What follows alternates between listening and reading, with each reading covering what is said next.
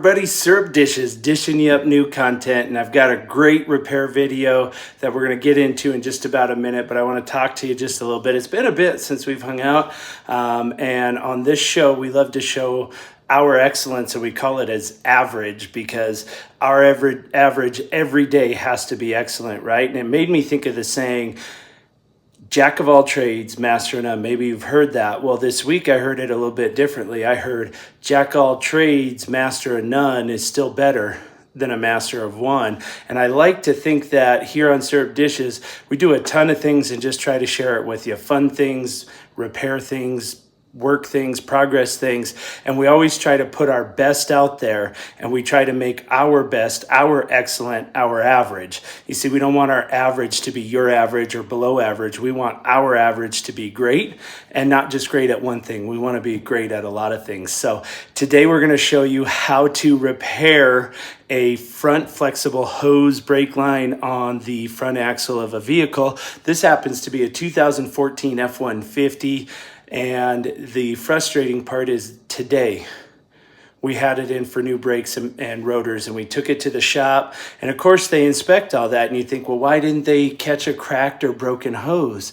Well, if you could see where the crack is on this, it's up against the vehicle, and I just don't blame the repair group for not catching it and seeing it. See, we got it home and drove it for about 2 hours, and then driving it, the brake pedal just pushes right to the floor, and that's how you know something's going on. And with these new vehicles, the rest of your brakes still work great. They work phenomenally, but you got to get that fixed and repaired. And so we were able to get it home, find a $30 replacement hose, maybe $10 in brake fluid, and you've got a project done in an hour and maybe $40 expenses. So we didn't blame the brake company that did the work. It's just one of those things. The other side, passenger side, went out about 2 months ago, and today we're gonna replace the driver's side. So hope it helps you. Quick, short, fast. Check it out. We'll see you soon. Thanks for joining us on SyrupDishes. Hey-o, set yourself up with a jack stands, brake fluid, tire iron, drip pan, and of course your replacement hose. Get those lug nuts loosened and then chock one of the back tires so that you don't have it rolling away on you.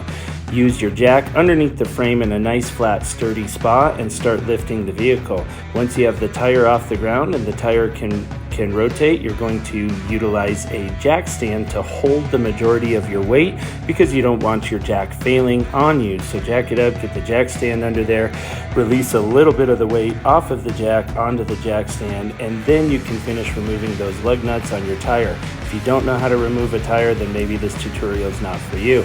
There's the flexible brake hose that you're going to be replacing, and here you can see the damaged side on the back side. That is identical to the damage we had 2 months ago on the passenger side. They work the same. Unhook your connector, be careful not to damage that. Find a 10mm wrench and loosen that bolt on the bracket.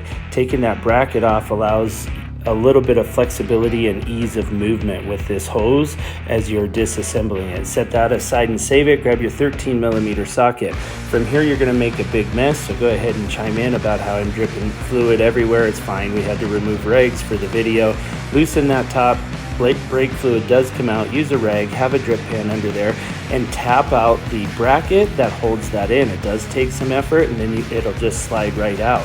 Pop the bottom bracket off, and now we can work on the bottom bolt. So you're going to use a 12mm wrench, and notice how you use 10, 12, and 13. As you get the bottom portion off, save the bolt, but you'll lose 2 copper rings. That's okay, your new hose comes with those. Here you see the damage, failure.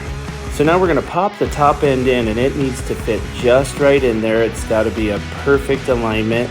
And we went ahead and put the bracket in with the 10mm wrench just to hold our hose in there steady and tight so that we could attach the top and bottom with less problems. Connect your top fitting, hand tighten it as far as you can, and then use that 13mm wrench to tighten that down the rest of the way. The really difficult part is getting the clip back in that holds it in tight. You're going to need to pry it with the tool, and it takes a bit of effort. Grab your 2 new copper rings, slide them on the bolt. There's a hole in this bolt that should align. Doesn't have to be perfect, it'll work no matter what as long as you use those copper rings, and finger tighten that into the appropriate space, and then tighten it down with your 12mm wrench from there. Next, you're going to check your brake fluid and make sure you have the right amount. Don't get it in your blinker fluid space. Haha, that's a joke. Don't take that serious. There are different types of brake fluid. This 2014 Ford is .4, so make sure you are checking your owner's manual to make sure you have the right kind and amount. Next up, you need to bleed the air out of your brakes. And so one person's in the vehicle, the other one is using the bleed valve with a 9mm wrench. You pump the brakes 3 times and hold on the 4th, and then the person releases the bleed valve and it does squirt liquid out.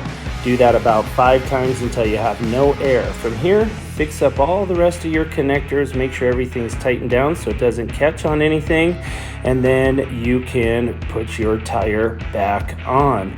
We like to tighten down the lug nuts partially most of the way before we put any weight on there.